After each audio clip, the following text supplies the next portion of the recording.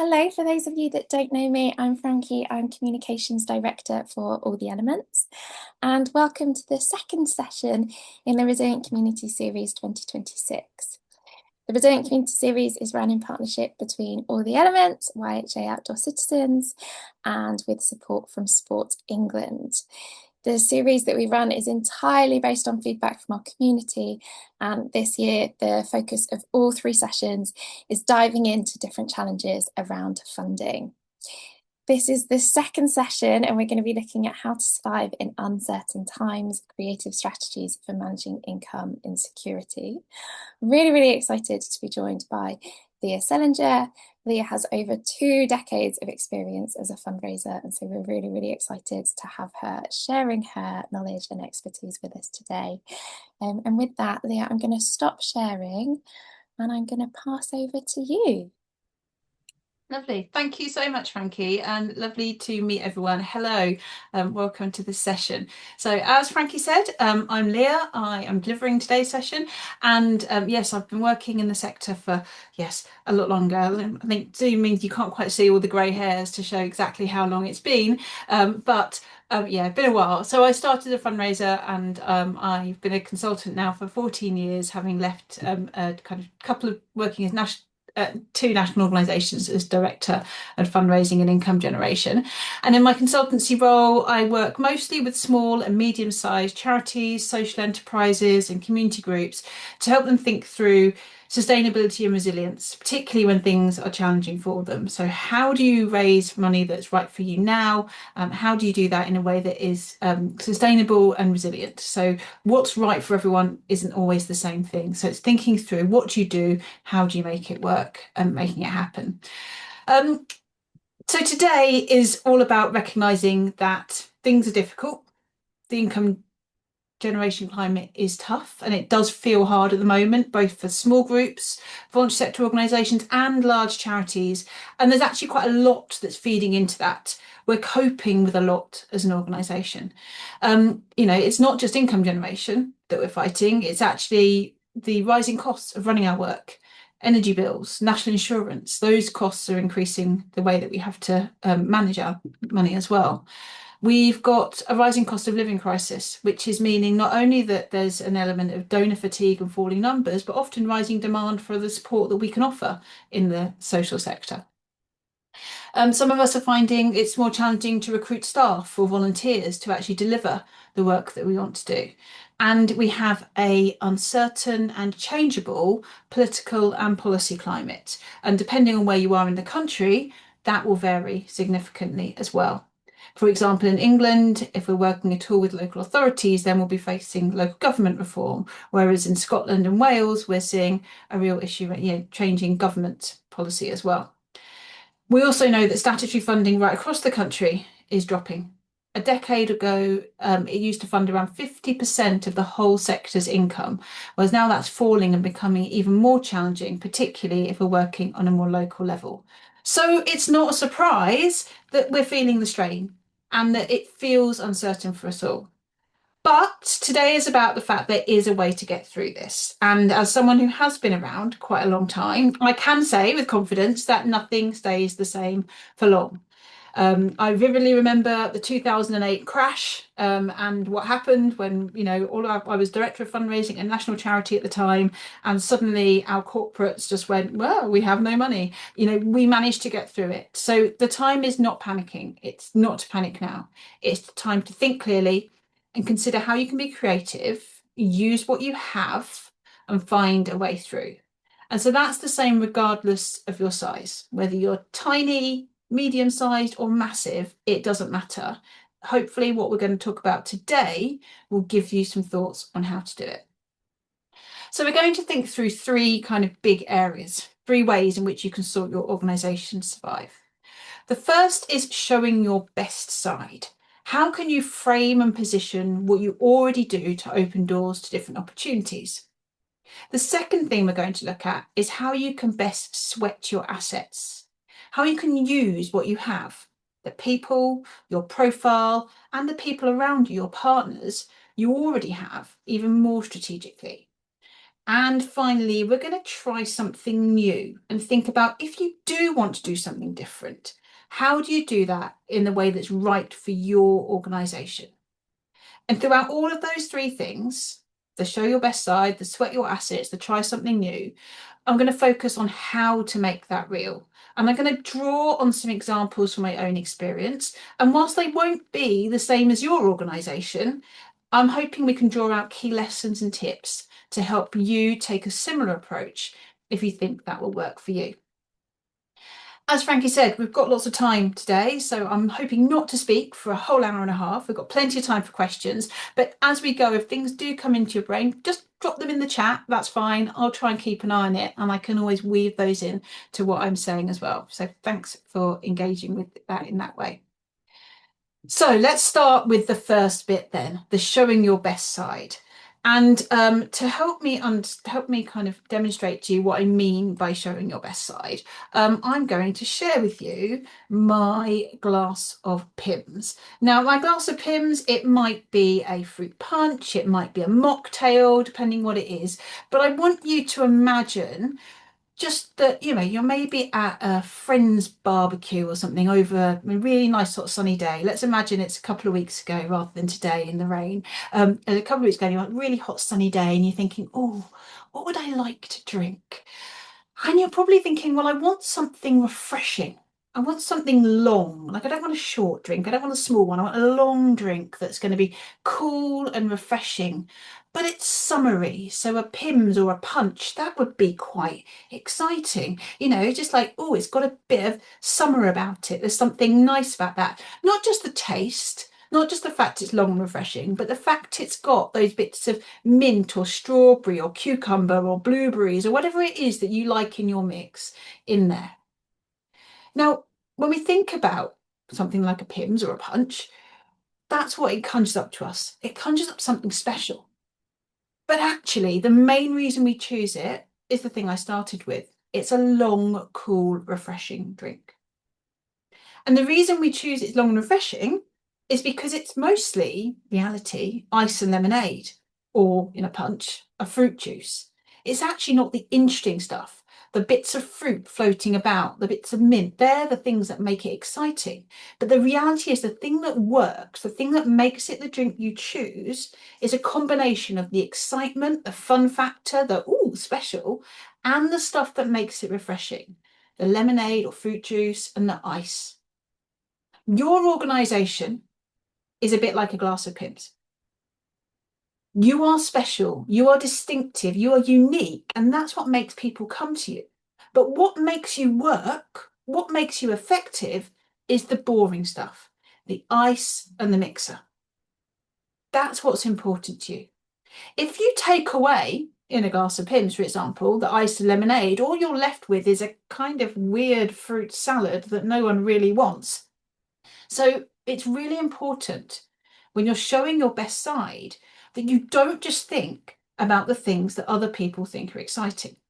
The mint, the strawberry, the cucumber, the blueberries. Actually, it's about the iced lemonade. That's what makes you work. That's what makes you effective. And we need to remember that. So when I'm talking today, what I want to think about is when you're showing your best side, we're thinking about how do we show what you are without forgetting who you are, forgetting what you are, because if we just sell off all the exciting bits, we don't end up with what we need, and you don't create the impact, the change as an organisation you're looking to change. So how do we sell our Pimm's to different people? How do we show our best side of our Pimm's? Because at the moment it's just a glass of Pimm's. Well, let's have a look. I'm going to take you back in time to the days when in a theatre you'd put gels in front of a light bulb to shine a different light. So nowadays it's all LEDs, we don't have this. But in the olden days in a theatre, you'd have a light, and if you wanted to make it red, you'd put a red lens in front of it. If you wanted to make it green, you'd put a green one in front of it. Actually, these lenses are a way to show the best side of our glass of Pimm's to the right people at the right time. So if I have a funder who's particularly interested in, say, health outcomes, I know that I can put the red lens over my glass of Pimm's. My recipe doesn't change. Everything is still the same in there, but I put my red lens over and suddenly my strawberry, my health outcomes sing. That's the thing that everyone really notices. Instead, I might have another funder who's interested in, say, I don't know, education outcomes. And I can put a green lens over the top of that. And suddenly the strawberry and the mint and the cucumber sing out. Doesn't mean the strawberry's not floating around there. Doesn't mean I've changed the recipe, but I'm showing the best side to that particular funder so they can see the education outcomes. My health work's still there, but I'm not focusing it. And so when we're presenting our organisation to different people, we're not changing what we do. We're not reinventing the wheel because what we do works, but we can show it in a different way to our funder. So let me make this a little bit more real and realistic. I'm going to show you my minibus. Now, I used to work in an organisation where we worked with young people and we took them out and about into the countryside, and we'd often have to raise funds for a minibus. We take them from urban areas out to the countryside to run them outdoor activity weeks with them to help them to build their personal social development skills. And so minibuses was something I had to fundraise for quite a lot. And minibuses are not sexy. They're not interesting and they're not fun.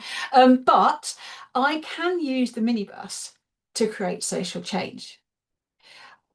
What I can't sell is a minibus.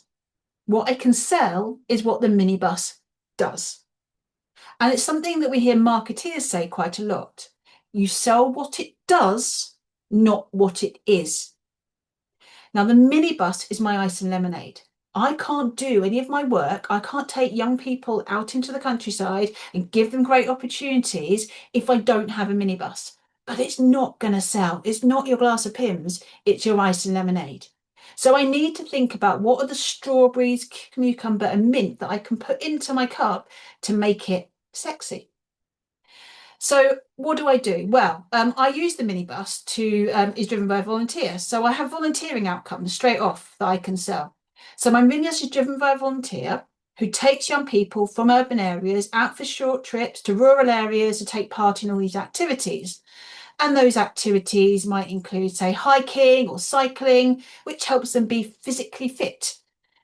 So there's physical benefits. So I've now got two things I can sell. I can sell volunteering outcomes. I can sell physical fitness for young people outcomes.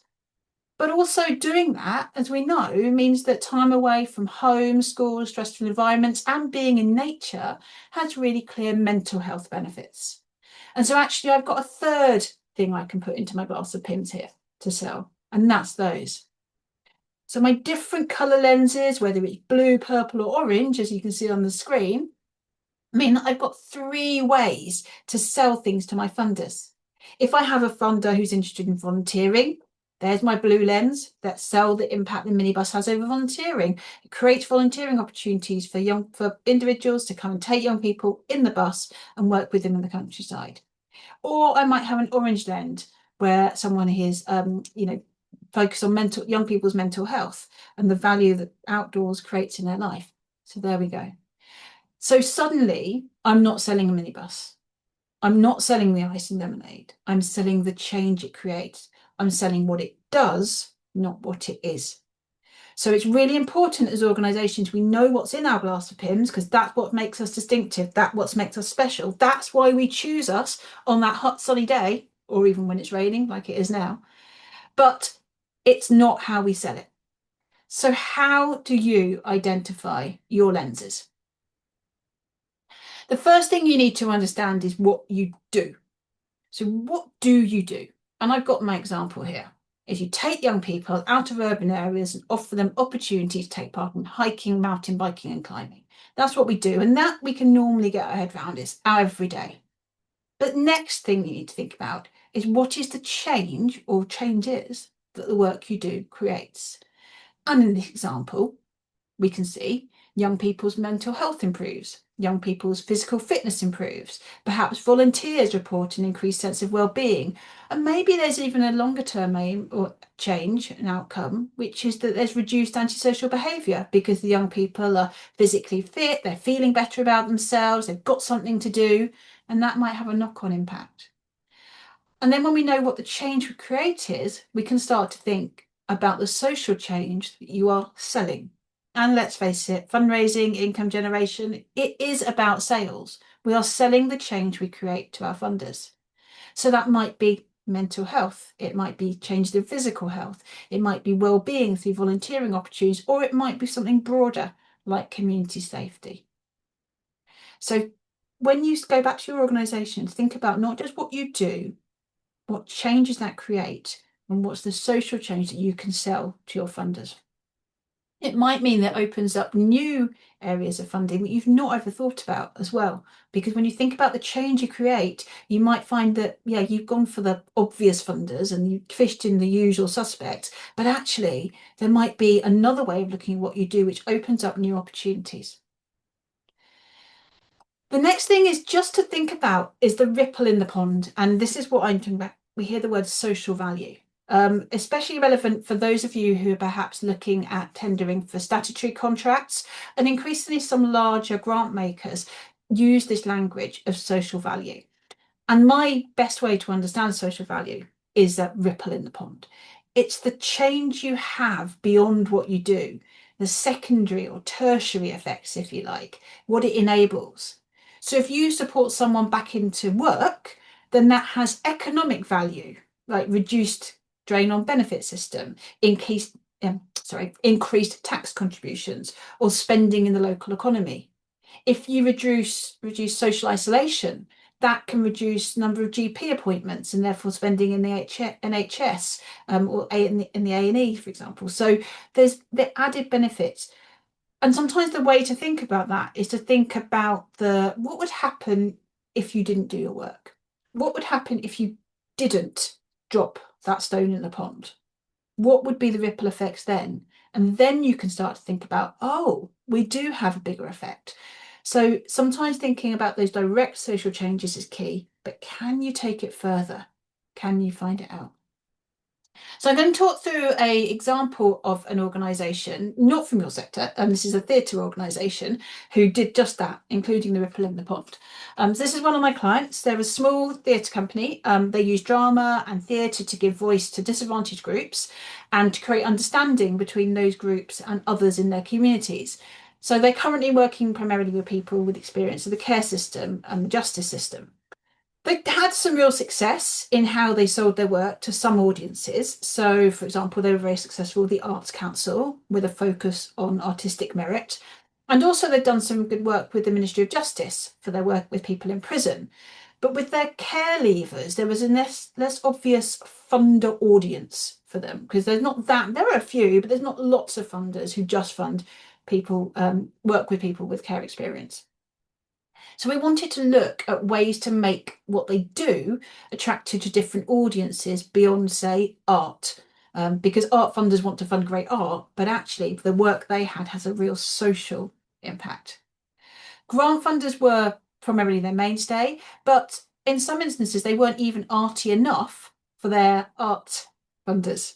So we started to think about what were the benefits, what else happened as a result, and who might be interested in those things. So what were the social changes? So the first one's quite obvious, support young people in the care system, and that's the bit where they'd had most success. But what else beyond that? Well, there was something about access to careers in the arts for people from disadvantaged backgrounds, and care leavers being one of those groups. And actually, a number of funders who are interested in employment opportunities, particularly from those from disadvantaged backgrounds, not just care leavers, but a whole range. And particularly opened up a number of funders who are interested in careers in the arts. So that's the second one. The third was just much more general around core skills development, about the fact the work they were doing using theatre and drama to develop core skills like oracy, communication, and teamwork. And suddenly funders opened up who were interested in that kind of area of personal and social development, regardless of the fact it was in the arts or with care leavers. There was also some opportunity to look at funders who were really interested in how you got the voice of lived experience into systems change and service design. Something we've seen grow over the last 5, 10 years, the value of that. And because the work they did was using theatre to inform other groups in their community, including people who worked with people with care experience, statutory agencies, suddenly we got a new routine, including working with statutory bodies to encourage them to engage and understand. And then finally, the ripple in the pond point, that increased employment of young people. This theatre company was not about employing young people. Their aim was not to get young people into work or into jobs, but actually by giving them opportunity to understand about careers in the arts, by giving them the opportunity to develop those core skills like communication, teamwork, and oracy, what they found was that young people were leaving them and more easily going into employment. So suddenly it opened a ripple in the pond opportunity for them to access further funding. So I hope that's given an example of just how we can start to think about who we are and what our identity is, and how we can show our best side. But that best side isn't necessarily the same for everyone. We want to show different sides to different people, but without changing the core of what we do. Okay, so that's number one. Section 2 was sweat your assets. And this is a thing about when it's a really difficult funding climate or you're finding it difficult in the funding, it's not always the time to launch something new. Quite often I see that organisations were just like, well, nothing's working, we'll do something different. And that might be okay, but actually new things take time, energy, resources, and if you don't have a lot of spare capacity, that might be a challenge. What you might have, though, is assets you're not fully using. So I want to talk about 3 assets you have: your people, your profile, and your partners. But before we go into those, I wanted to give you a tool to help you work out what your assets are and where you should spend your time, I guess, sweating. So let me share my screen again and I'll show you that tool. Here we go. So this is the mission money matrix. And it's a great tool to use to think about where your work is, where you're working effectively. You can take a project and decide, where does it go? Is it completely in line with your social aims? In which case, great, it's at the top of the orange arrow. Does it also cover its costs, or even, might even do this, make a surplus or a profit, depending on whether you're a charity or not? Great, then it's a rising star. It's in that quadrant at the top. But you might do some work which is in line with your social objectives but makes no money or even makes a loss. But that's not bad. You love it. It's up there in that top left quadrant with the heart. It doesn't mean you shouldn't do it because it's important. But you might do something which you don't really care for, it's not really in line with your social object, but actually it brings in the funds to subsidise the stuff in that heart quadrant. So it sits in our money tree quadrant in the bottom right-hand corner. Now, sometimes we find that we have activities we're doing which do neither. We're doing them because they're historic. We're doing them because once upon a time they did make money. We're doing them because we inherited it from someone else or it was gifted to us. But actually, if it's not helping us deliver what we need to do for our beneficiaries, the communities or people we work with, and it's not contributing financially, should we still be doing it? We can either stop or we can change it so that it's either mission or money focused and it moves out of our bottom left stop quadrant. The other thing to think about when you're thinking about plotting stuff onto this matrix is that things don't stay still. They might have made money once, that doesn't mean they do now. It might be that people aren't actually taking part or using this opportunity, in which case, is it really contributing to your mission? If something's in our shooting star quadrant, to the top right quadrant, we can either leave it alone or grow it. That's maybe one of our assets that we can think about developing. If it's not, then we've got to deal with it. And it's not always an option to kill things off, to stop them. So we're going to go back to those 3 Ps, the people, the profile, and the partners, to think about how we can move them into a better place. I think this can be a really helpful tool to use in uncertain times, and it can help you understand what's important to you, both in terms of your aims, but also financially. And perhaps think about what you need to pause or even stop doing to get you through. When you know what you want to do, you can start to think about the assets you have to make most of those. So let's go. People, profile, partners. So when we get to people, Everyone in your organisation is a potential funding asset, and it's not necessarily in a money sense. Oh, on the wrong way. Sorry. You not necessarily sorry in an ask them for money sense, but in terms of awareness, advocacy, and access, and those are the three I'm going to go through. Who do you have in your organisation? Now, depending on the size and makeup of your organisation, you'll have different selections of people, but you might have staff, you might have volunteers, you may have board members, even service users and participants, perhaps people who follow you on social media. Maybe you have alumni, past participants, staff, or past funders who might be able to support you, or even people in your community, geographic or otherwise. The question you probably want to ask about each group is what can they do to help us raise funds, even if they're not financially contributing themselves? So, these three things. Firstly, awareness. Can they raise awareness of what you do? And how do they make others alert to the work you do and ways of supporting you as well? This might be about social media likes, but it might also be about just talking to other people. It doesn't always have to be make a thing happen, a call to action, as we talk about. But if it's just raising awareness of what you do, when you do get to the point of having to make an ask, that, oh, yes, I've heard about those guys. I remember when my friend Joe told me about this.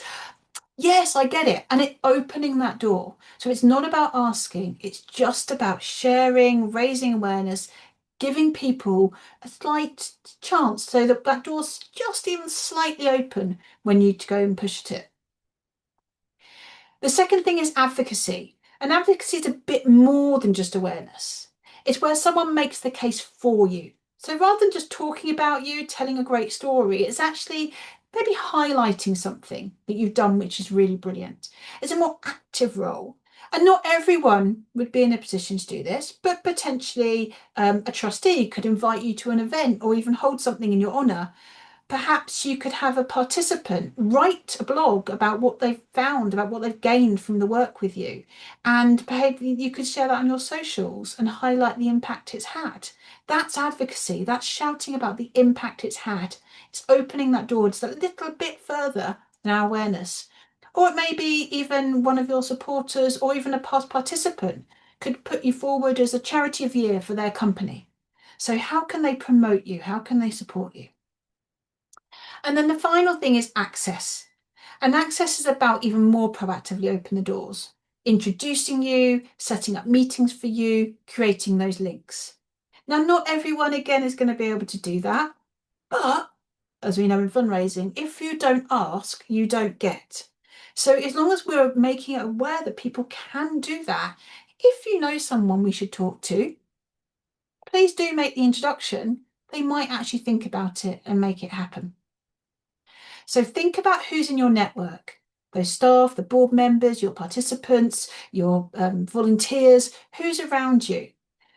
Where are they to help you move around that mission money matrix? If something's teetering on the edge of not making money or not being mission driven, can they help you move just by raising awareness, being advocates, or opening access for you to do it? Because the more we can move from our heart quadrant into our star one or from our money, even better. That's fantastic. Okay, so that's the people one. I'm going to give you a quick case study again on the people on this area on people. So Food Cycle are a national food charity that I worked with last year. They bring people together to create and eat community meals from surplus food. So it's a kind of social eating as well as a food surplus charity. And I worked with them on an income generation project to look at how they could diversify and grow their income base. One of the things that emerged from the work we did together was a question that came up, was just, have you ever asked the people they work with, their guests who come to their community meals, to help them raise funds? And the answer was no. They were like, well, people come to us because they can't afford to eat healthily at home and nutritiously at home. Why would we possibly ask them? They saw them as recipients, not contributors. However, the reality was that most of them had really strong and robust social networks. Most were very connected to local communities, to faith groups, to workplaces, their families, and actually were real massive advocates of food cycle. They raised awareness, but they were also the best advocates for the organisation. They could really shout about the impact it had in their life. And when they were asked, actually, they were really keen and eager to help. So I worked with them to think about that area and to think about how they could start to ask participants to contribute. And it wasn't about asking them for donations, but actually it was about kind of fundraising adjacent asks on social media. So opportunity to donate where funds were doubled, like the Big Give challenge, where you double your money. Applications are open at the moment for the Big Give. Or to get involved in events. And for the first time ever, they offered running events, including London Marathon, and actually people responded really positively. It's opened up different routes to income generation, and it's a slow start, but it's better than nothing. And they didn't ask, they wouldn't have got. So sometimes it's about thinking who's in your network, how do they support you, what more could they do, and can you create opportunities for people to be advocates, to raise awareness, and to even open doors for you more directly. So think about who's in your network. Think about where's there. What can you ask them to do? What have you asked them to do? Have your trustees all followed you on social media? Do they retweet or repost or whatever it is, the mechanism you're doing? Do they do that? So how can you move them from one role to another? How can you get them to be that person for you? So the second thing we rate to when we're trying to split our assets is profile. And it links a little bit to our people, but it's getting more and more important, especially in a very crowded market in the sector. There is definitely a need to be seen, to be known, particularly among the people that matter to you. So I'm not talking here about big national campaigns, but more about being in the right place at the right time with the right thing. Particularly even when it comes to grant making, we're seeing increasing number of grant funders move to a kind of no unsolicited approach. So you cannot approach them directly. They want to come to you. And therefore that profile is even more important. Being in the places and spaces they are means they know about you to even create that opportunity to come and be asked to apply for funding. So how can we do that? Some really boring things about getting your basics right. Things like filing on time. If you are looking at getting funding from grants or even major donors or through donor advised funds, you need to show them they can trust you with their money. So being seen as a strong organisation is really important. Make sure you file your returns, whether that's to Companies House, a charity commission, or any other place, on time, because it's easy to see when you haven't on the websites. So they don't give them a chance to say no. Make sure you do things properly, by the book, put your best foot forward. Make sure your website is as really clear and accessible as possible. Or if you don't have a website, your social media, be really on it with that.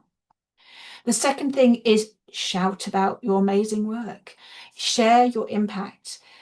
As we saw, people buy the change you create. They sell what it does, not what it is. People buy what it does, not what it is. You don't buy toothpaste because it's toothpaste. You buy toothpaste because it cleans your teeth. So you've got to show people and tell people exactly what the change you create is. An impact report doesn't have to be long. It doesn't have to be glossy. You can generally use Canva for free. If you're a charity, you can get the advanced version for free as well. But you can just create something which is really simple set of data visuals you can share elsewhere. So if you just have some nice graphics you can put onto social media posts, onto a simple report that you can send to people, you can ring all you want. You can sweat that asset massively.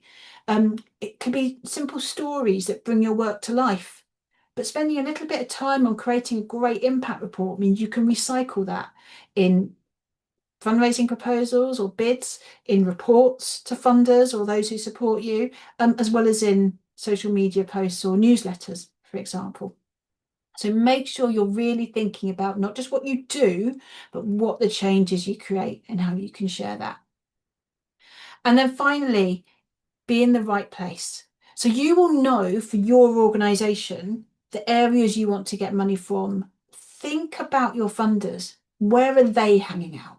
Are they on LinkedIn? Are they more likely to be on Insta? Are they hanging out on Facebook? Or are they looking at your website?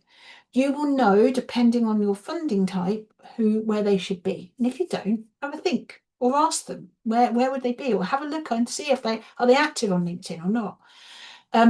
Be there, because that's where they're going to see. There's absolutely no point in you spending all your time on Facebook if actually the people you want to support you, whether that's grant makers, statutory bodies, or individual donors, aren't hanging out there.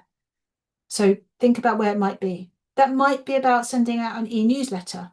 It might be about putting things in paper and sending them out in that way.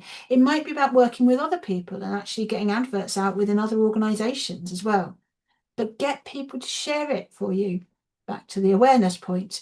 Think about how they do it. LinkedIn is getting increasingly important for grant makers, I would say. There's a lot of kind of presence there and a lot of people watching there. So if that's an audience you want to have a look about, think about being there. My third P is partners. And a bit like with the others, I have three things in partners.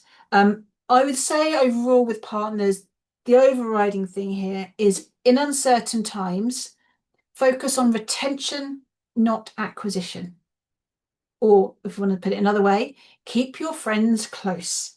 It's a lot easier to keep people than it is to acquire new ones. It costs a lot less money. It takes a lot less effort to keep what you've already got. So what can you do to do that? The first thing is communicate. Don't just talk to someone when you need something. So yes, it's very tempting just to send, well, do the annual report, tick the box, whatever, which is great. And some funders might be quite content with that.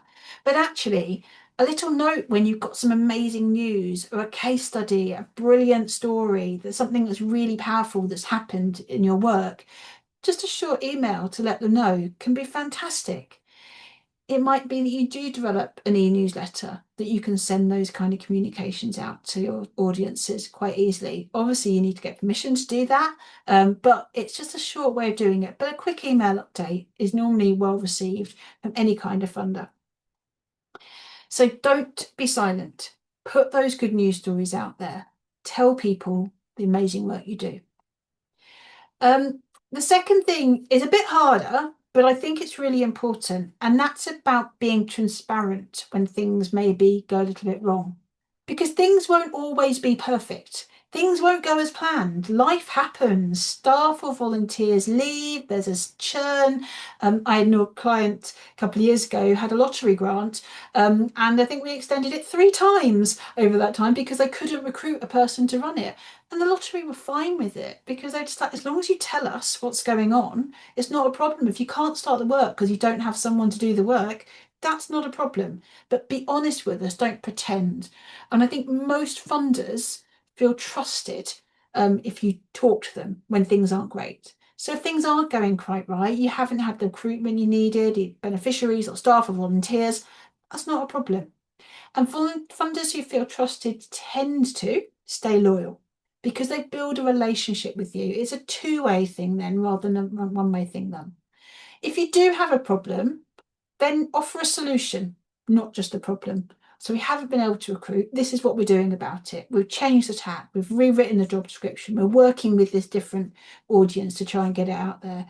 Or we've had a challenge with recruitment because of X, Y, and Z. This is how we're adapting. We're changing the beneficiary group. We're looking at geographies, whatever it might be. But go with the solution, but be honest, because that's going to make that partnership much stronger. And then the third thing is make them feel appreciated. And I know there's been a big shift away from kind of donor-centric fundraising, and that's the idea that, you know, you put your donor on a pedestal, and I agree with that. And I think community-centric fundraising and thinking about the fact we're here to serve our beneficiaries, not our donors, is absolutely right. Yet it's making them feel part of something is really important. That doesn't mean they're more important than the people you work with, but it's actually engaging them with what you do. Because your funder feels part of what you're doing, gets invitations to events or opportunities, or come and see our work, or can you come and volunteer for a day? Can you come and help us? That's really powerful. Reality is they're probably going to say no because they don't have the time. But the fact that they were asked makes them feel like they're a partner and not just a funder. Talk about them in your reports. Celebrate the fact that they've given you a grant or a donation. Um, Tell them about a person who benefited because of their support. Thanks to you, this has happened. So I think what I'm saying here is don't go quiet once you get the money coming in and just re-emerge when it's time to reapply.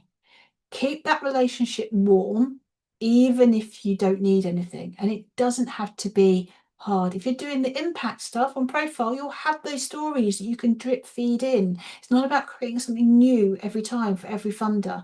It's about making them feel part of something.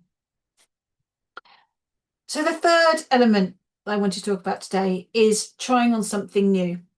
And I've talked a lot about working with what you have, but sometimes there's genuinely a need to do something different because we can sweat our assets, we can wring everything absolutely dry, but sometimes we will want to try something new. That might be a new way of generating income. It might be a new service that you want to deliver that allows you to think about different kinds of income. It might be a new way of working in partnership with others. The challenge is that sometimes that newness can feel risky or scary, particularly when you're already stretched. So, how do you do it in a way that's manageable for you? The first thing to remember is that you don't have to do everything all at once. When you're trying something new, you can take baby steps, you can test things out, you can go backwards, and you can stop. And one of the biggest challenges I see organizations take is, oh, we're doing something new, we're going all in. It doesn't have to be like that. So, a bit like with the food cycle example I showed you earlier, it was trying little things. We'll try a community fundraising event, we'll try one marathon. If it doesn't work, we don't have to do another, but let's give it a go. So, when we're thinking about our piloting, I think it's really important that you can just do take those baby steps. And sometimes your little baby steps mean that you might have to stop and go back round in a circle because something's not worked, and you go back round until you get to where you want to go. And your journey to delivery is also one of discovery. There's rarely ever a need to reinvent the wheel. Someone has done something like this before, I promise you. I mean, you might have come up with the most innovative thing ever, ever, ever, but I bet someone else has done something similar. And so I think one of the things I would always recommend you do if you're thinking about trying something new is talk to other people. Use the All the Elements network, use other connections you have, but ask, talk to people, whether that's in person. I always find that people are very happy to chat if you offer them a slice of cake and a cup of tea. If it's online, using forums that you might be part of, or it's about networking more broadly, approaching people that you admire or that you've seen done it before.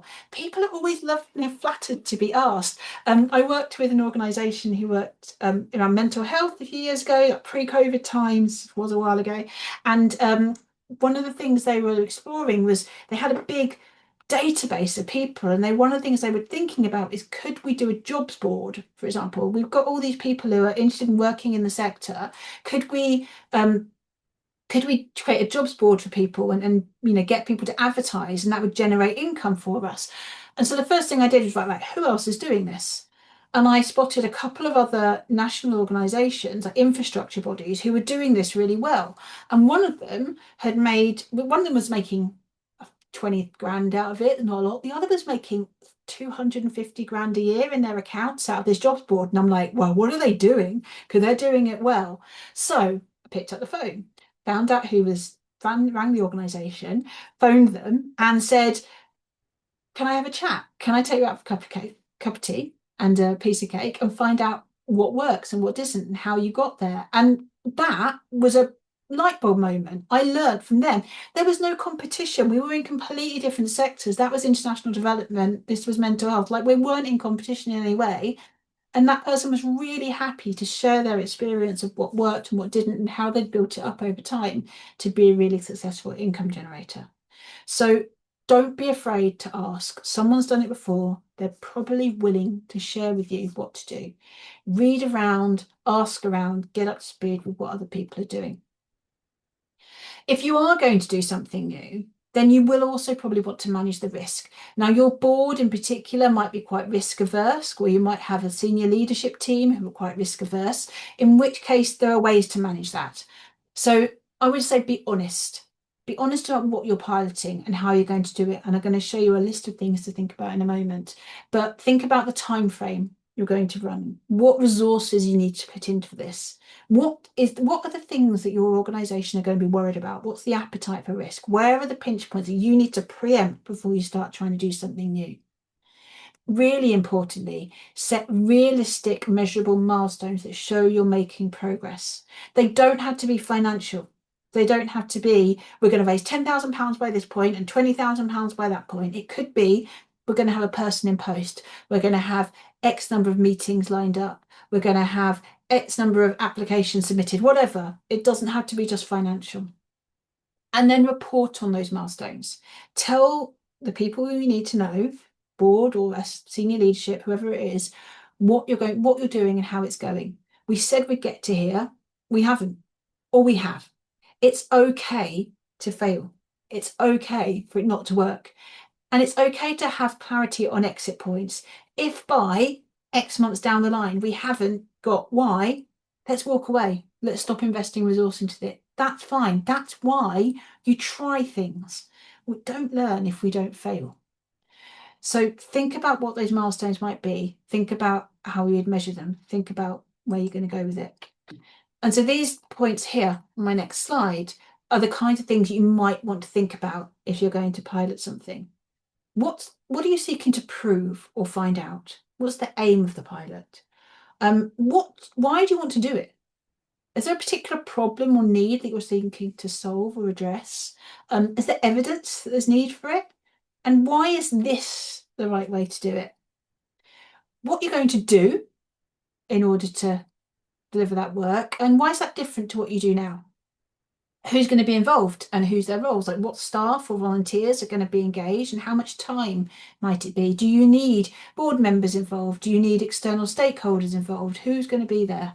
What partners might you be working with? It's also useful just to think ahead. What are the potential challenges and how might you overcome them? What are the hurdles that you think might occur? And what would those be? What do you think the impact likely to be? What do you expect the change to be? What will be better? If this works, if it happens, what will that mean? Would it mean additional income? Would it mean additional people benefit? What's the change that comes about? And how would you measure that? And when would you measure it?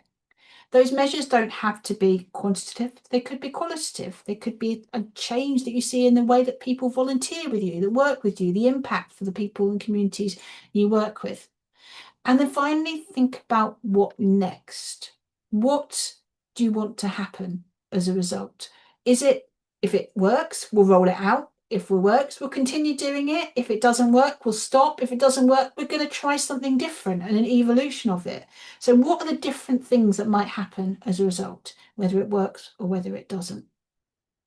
So I'll give you a little example of a pilot that this is really old, I apologise, but it's a really good one, so I like it. So this was when I worked at the organisation, we took young people out and about in the minibuses. And one of the things we developed as an organisation, we worked with young people who were 13 to 25, and we realised that the young people from 13 to 16, it was very difficult to get funding from them from external sources because they should be in school. And so a lot of grant makers in particular wouldn't give money towards us doing our work with them because they should be in school. And therefore there's no money and the school should be paying for them. So we put together a new programme for under 16-year-olds, which was focused on their needs, that particular cohort. And it was my job working in the London region of this particular charity to see if we could extract money from schools. Oh, that's a challenge at any time, any year, probably harder now even than it was then, but that was my job. And so I thought, okay, how can I do this? And I created a pilot. Wasn't really a pilot because we were going to do this anyway because I was part of a national organisation and it was a model that's being rolled out, but no one knew to know that. They thought it was a pilot, which kind of was, we were just starting it, and it was a pilot for the funding model. So I literally got on my bike and I went round to all the local schools who'd worked with us in the past, who'd referred young people for free in the past. And I said, listen, this is the situation. We are having to look differently at the model. We're going to launch this new way of working, but we need to find a way to make it sustainable and make it fundable. And I would like you to be part of the pilot of looking at how we can work together to bring in money from the school to pay for, at least in part, towards some of the costs of running this program. And my aim was to try and get 50% of the funding for each young person into the pot. So we get 50% match funded from donations and grants, and 50% would come from the schools. And so I managed to get a group of about 8 leaders from schools. So they were inclusion leads and deputy heads, and I got them together, and I physically brought them together in our centre and introduced the pilot and kind of told them about it. And they'd already got some skin in the game. They were my assets because they'd already referred young people. They knew what we could do. They were already advocates for me because I knew that they would engage with them. And I said to them, so how will we fund this? Because this is the challenge we've got. And I got them to come up with my idea, that they would contribute financially. And we set a figure of £1,000 that they would contribute from the school per referral. And we'd match fund it. I think it was actually ended up being a bit less than 50%. The cost at the time was about 2.5 grand per person. And I was getting 1,500 from other sources and £1 from them, and they piloted it. And it worked and it was successful. And they were then my advocates who went back out into their community, into their school clusters, and said, yeah, we paid for little Joe to go and take part in this activity. And it was brilliant. And it was worth every single penny because now they're back at school full time and they weren't coming before at all.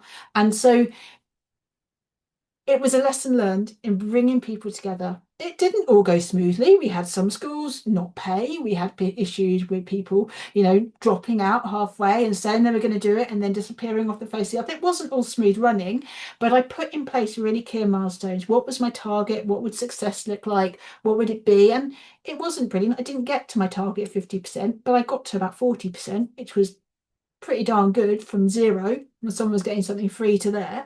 So I think it was all about being honest and open with my board, with my leadership team to say what would happen. So hopefully that example starts to bring together some of those things about people. It's about relationships, about advocacy and sweating your assets, bringing the people you've got close as possible and trying new things, but doing it in a way that's managed and safe and clear. Okay, I think I'm about there. So, what I wanted to leave you with is just this thought that you hopefully have more to work with than you think. Your work is doing stuff that maybe you haven't thought about. The people, your staff, your volunteers, participants are potential that you possibly haven't even thought about tapping yet. Your funders, the ones you already have, are probably more loyal than you realise. And if you keep that relationship warm, perhaps there's more to come. And trying something new doesn't have to mean going all in. It could be trying things that allow you to build on what works and try something in an easy way. None of it's easy, but all of it is possible. And I think when I look at the organizations I work with, I see how the navigating challenging times, the ones who are best and most effective at doing it are the ones who are thinking really clearly, acting deliberately rather than just by chance, and being honest with themselves about what's working and what isn't, and not being afraid to pause or stop if something is being a bit of a drain. So I'm going to leave it there, hand over to Frankie, and we've got a good half hour or so for questions. So thank you. Thank you so much. That was so interesting. I really love all of the different tools that you shared. And as you were going through, I made loads and loads of notes of things that I need to add to my to-do list and do as well. So thank you so much. It was really, really great to have you with us. Thank you. There aren't loads of questions in the chat, or there's some thank yous going in, which is really nice. And at the start, Monique said that it was a really great analogy that you shared.